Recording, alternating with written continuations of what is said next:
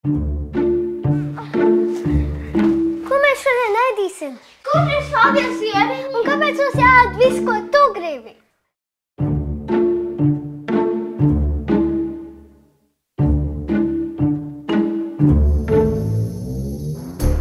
Kas tas par pienu? Mēs piena komitejas sēdē izlēmām, Ka turpmāk dzersim tikai kadiķu pienu.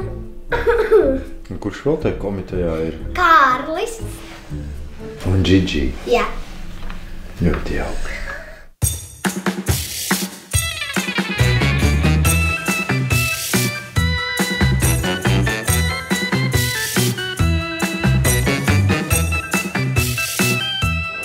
Nodrošināt, ka visiem cilvēkiem pilsētā ir labklājība, kaut kāda komforta līmenis, dzīves līmenis, ērta dzīvošana. Pašvaldība cilvēka dzīvi ietekmē ik uz soļa, izdot ierakstu par dzimšanu un miršanu, taču starp šiem likteņu punktiem pašvaldība gādā par daudz ko, kas cilvēka dzīvē svarīgs.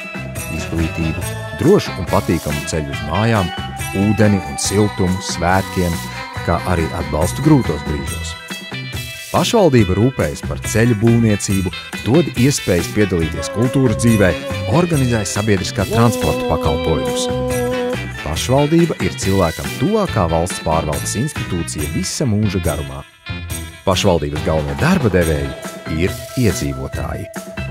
Es to nevienā neesmu redzējis, bet es iedomājos, ka varētu būt tādas ielas, kur varbūt ir tā kā mazāka mašīnu satiksme, bet vairāk ir tā kā gājējiem un braucējiem.